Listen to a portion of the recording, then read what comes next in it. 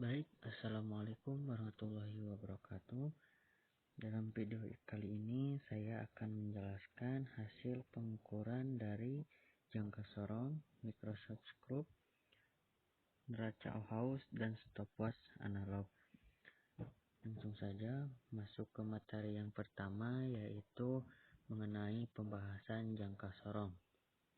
Di mana di sini saya sudah cantumkan soal. Ketika kita mau menghitung jangka sorong, maka kita harus tahu dulu skala terkecil dari alat yang kita gunakan. Nah, bisa teman-teman lihat ya, yang bagian atas itu namanya skala utama. Terus yang bagian bawah itu namanya skala nonius, di mana skala utama ini itu satuannya cm, sedangkan skala nonius itu mm. Nah, ketika kita mau menghitung, kita harus tahu dulu atau harus bisa bedakan mana ya skala utama dan juga mana skala nonius. Nah, teman-teman di sini bisa lihat ya, untuk menentukan skala utama itu, teman-teman itu harus melihat garis dari skala nonius itu yang angka 0. Jadi, ketika kita menentukan skala utama, maka yang harus kita lihat itu garis yang sebelum angka 0. Nah, di situ terlihat, yaitu garis sebelum angka 0 itu ada 2. Nah, teman-teman di sini lihat antara 2 dan 3 itu ada berapa garis.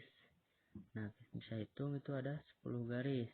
Nah, bisa disimpulkan bahwa sebelum angka 0 itu 2,1. Maka dihasilkan skala utamanya itu 2,1 cm. Nah, setelah kita mengetahui skala utama, kita harus mengetahui juga skala nonius. Nah, untuk menentukan skala nonius, teman-teman di sini bisa lihat garis yang berimpitan itu merupakan hasil dari skala nonius.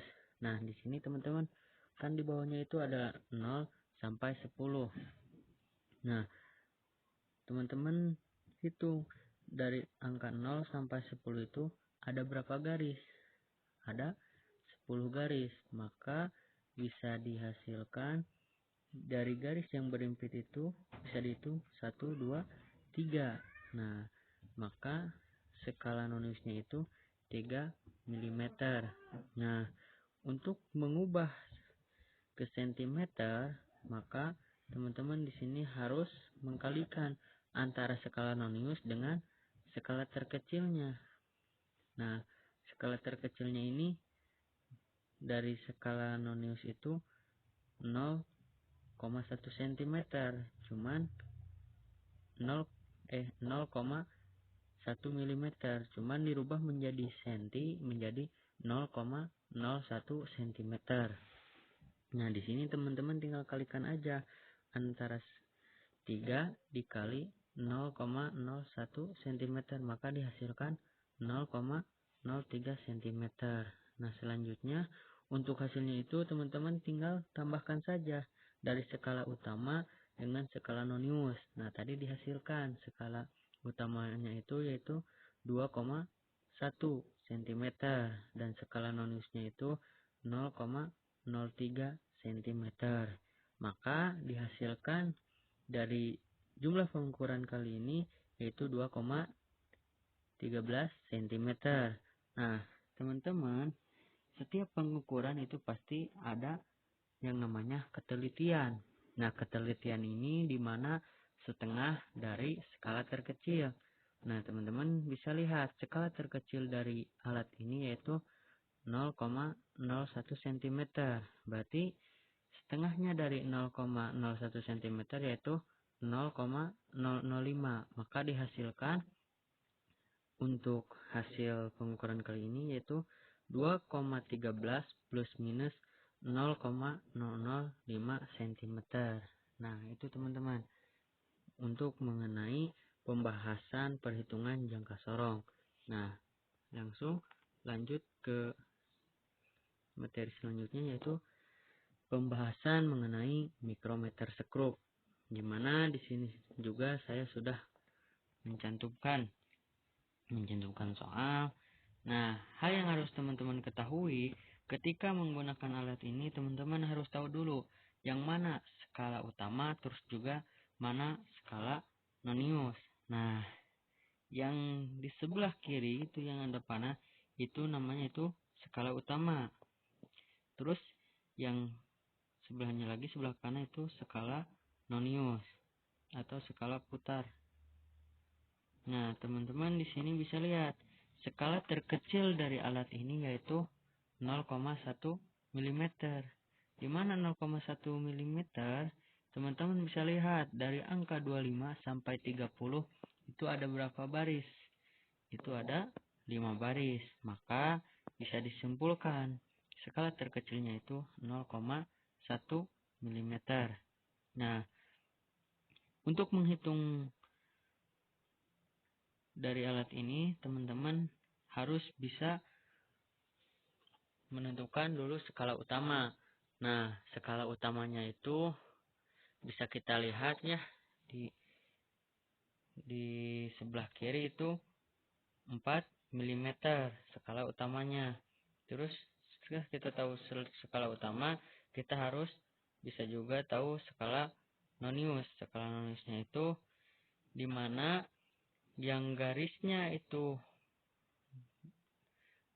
harus lurus dengan garis di skala utama. Nah, di sini bisa teman-teman lihat yang garisnya lurus itu ada angka 30. Maka dihasilkan itu skala noniusnya itu 30. Nah, untuk mengetahui, teman-teman di sini harus mengkalikan antara skala nonius dengan skala terkecilnya. Skala terkecilnya itu 0,1 mm. Teman-teman di sini tinggal kalikan 30 kali 0,1 mm, maka dihasilkan 3 mm. Nah, maka hasil dari penjumlahan perhitungan ini itu 4 tambah 3, di mana hasilnya 7 mm. Nah, untuk setiap alat ini pasti ada ketelitiannya. Nah, ketelitian dari alat yang digunakan ini yaitu 0,05 mm. Di mana 0,05? 0,05 ini dihasilkan dari setengah dari skala terkecil. Skala terkecilnya kan tadi 0,1 mm. Terus setengahnya dari 0,1 itu 0,05. Maka hasil dari perhitungan ini yaitu 7 plus minus 0,05 mm. Nah, lanjut ke perhitungan yang selanjutnya yaitu pembahasan mengenai neraca Ohaus. Nah, neraca Ohaus ini teman-teman tinggal jumlahkan saja antara yang satu dengan yang lainnya. Nah, ketelitian dari neraca Ohaus ini yaitu 0,01 gram. Nah, untuk teman-teman bisa dilihat ya di sini, untuk menentukan hasilnya itu dijumlahkan dari gram yang paling besar dulu. Nah, di atas kan itu ada 400 gram. 400 gram. Terus yang keduanya 50 gram. Terus yang ketiganya itu 6,5 gram. Maka dihasilkan dari perhitungan neraca Ohaus ini 456,5 gram. Nah, langsung ke yang selanjutnya itu pembahasan hasil pengukuran waktu menggunakan stopwatch. Nah, dari stopwatch ini teman-teman harus tahu dulu itu dari kan di sini ada terdiri dari 2 lingkaran. Yang di dalamnya itu ada lingkaran kecil, terus yang kedua itu ada lingkaran besar. Nah, lingkaran kecil itu menunjukkan menit, sedangkan lingkaran besar itu menunjukkan detik. Nah, untuk mengetahui hasil pengukurannya, teman-teman di sini cukup tahu aja lingkaran kecilnya itu berapa. Nah, di sini menunjukkan lingkaran kecilnya itu menunjukkan 30, berarti 30 menit. Nah, 30 menit ini dikonversikan menjadi detik. Berarti kan satu menitnya itu 60 detik. Berarti 30 kali 60. Maka dihasilkan 1800 sekon atau 1800 detik.